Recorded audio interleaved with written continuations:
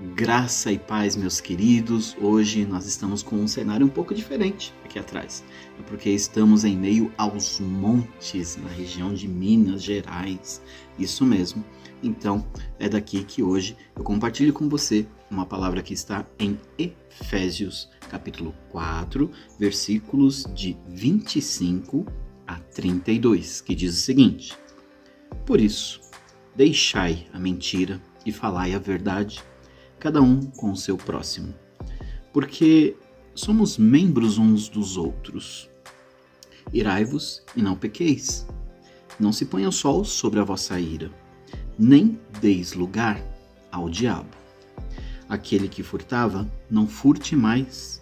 Antes, trabalhe, fazendo com suas mãos aquilo que é bom, para que tenha o que dar ao que tiver necessidade. Que nenhuma palavra imprópria proceda de vossa boca, mas aquilo que é bom e que possa promover a edificação, para que ministre graça aos que ouvem. E não entristeçais o Espírito Santo de Deus, no qual estáis selados para o dia da redenção.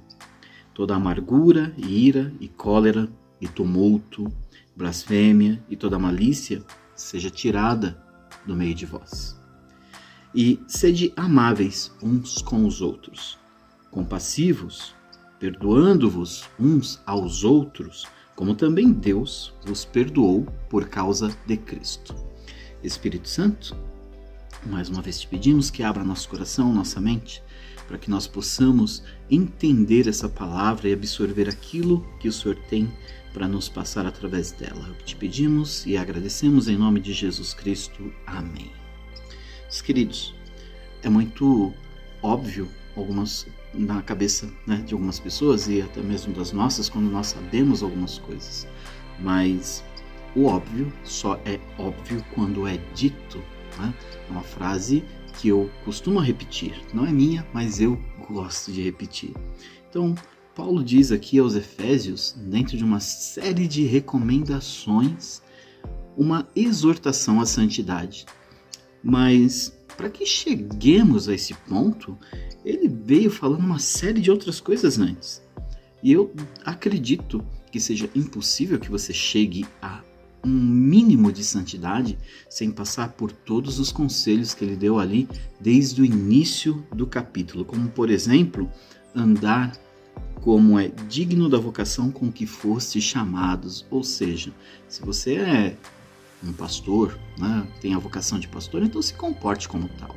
Se você é um diácono, se comporte como tal. Se você é um presbítero, se comporte como tal. E com toda a humildade e mansidão, aliás, com longanimidade, suportando-vos uns aos outros com amor.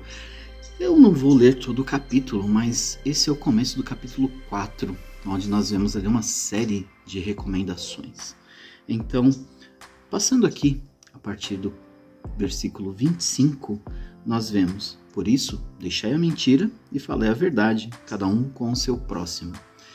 Há pessoas em nosso meio, infelizmente, existem, não é uma acusação, é uma constatação, e talvez isso também não seja por mal, seja por falta de orientação, mas que continuam com alguns hábitos, mesmo depois de declararem ter se convertido, aceitado a Cristo, e algumas coisas deveriam ficar de lado quando isso ocorre. E, por exemplo, a mentira, seja ela pequena, seja ela grande, seja um fake news, sempre vai ser uma mentira. Então, por isso, aqueles que confessam a Cristo como seu Salvador e Senhor não deveriam ter espaço na sua boca para contar algo que não seja verdade. Este é um ponto. Outro ponto: irai-vos e não pequeis. Quantas vezes nos iramos? Isso não é pecado. Isso está tranquilo. Faz parte, aliás, do nosso ser, É impossível, ninguém tem chá de camomila correndo pelas veias a ponto de não se ira.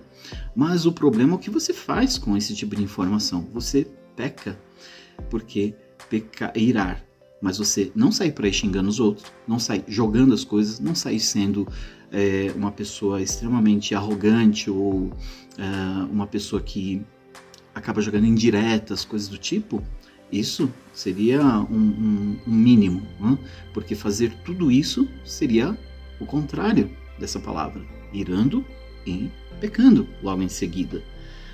O próximo ponto, não deis lugar ao diabo, porque ele não precisa de muitas brechas para entrar, ele precisa só de uma. E é o suficiente para acabar com aquilo que talvez você esteja construindo ao longo do tempo. Outro ponto, ao que furtava, não furte mais. E parece que para algumas pessoas isso é muito normal, mas não deve ser, né? E quando nós falamos de furto, não falamos de pegar uma coisa grande, de pegar dinheiro, de pegar aquilo, não.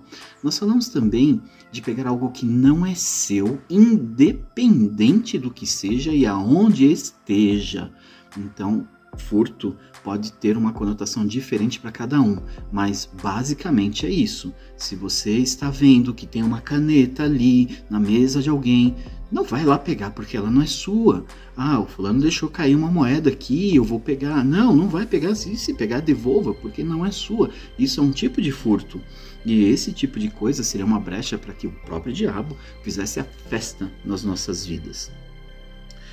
Que nenhuma palavra imprópria proceda da vossa boca, mas aquilo que é bom para promover a edificação. Ou seja, se você não tem nada de bom para falar, cala a boca, fica quieto.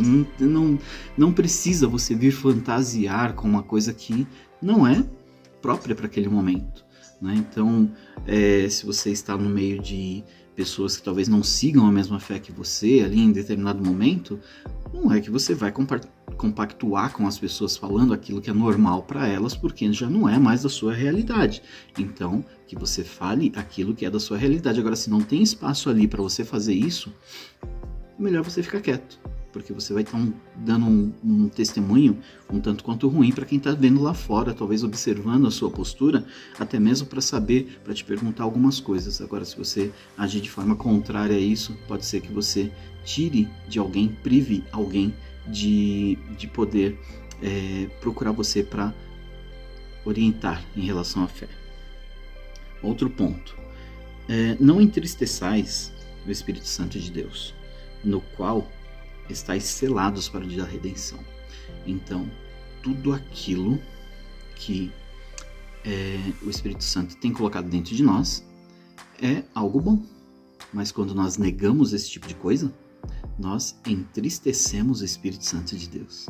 Então, por isso, não devemos tomar nenhuma ação da qual a nossa própria consciência, que é super rica e é muito inteligente, possa nos auxiliar ali em trazer um sinal, algo do tipo um alarme, né? Dizendo, meu querido, talvez não seja bom você fazer isso, olha, reavalia, veja, recalculando rota, alguma coisa assim, né? Então é importante que nós estejamos atentos a isso.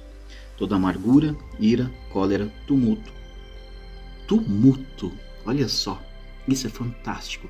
Tem gente que chega no meio onde está e faz um maior tumulto e coloca uma palavra aqui e leva uma pessoa ali e faz uma bagunça total sem muito esforço, né? Infelizmente é um dom que alguns têm, mas tem que abrir mão disso, deveria, né? Blasfêmias. Tem gente que ama falar coisas que não tem certeza, então blasfemando por aí.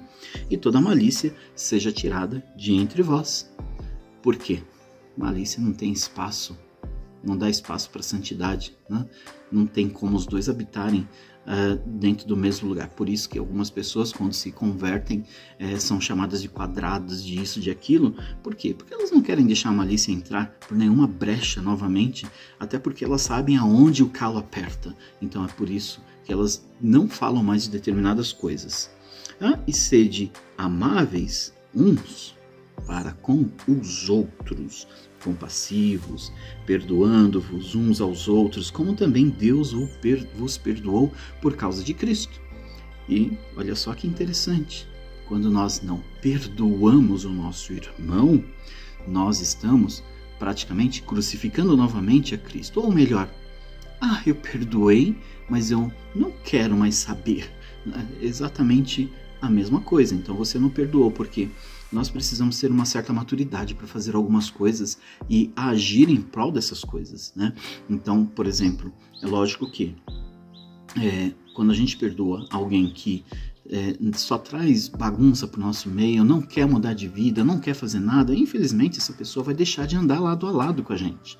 Mas o que acontece? Ela não deixa de ser um membro, ela não deixa de ser parte ali do corpo de Cristo.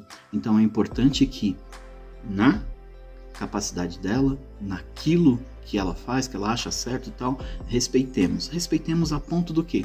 Manter uma certa distância, porque não vai, né? Não tem como a água e o óleo se misturarem, né? Mas perdoando, mantendo ali o amor que a própria palavra diz. Bom, acho que é isso. Fico por aqui mais uma vez, deixando uma mensagem, compartilhando contigo uma mensagem, essa vista maravilhosa que eu espero que tenha dado para ver, e fico também desejando paz, prosperidade e esperando que nos encontremos nos próximos envios, numa próxima mensagem. Deus abençoe.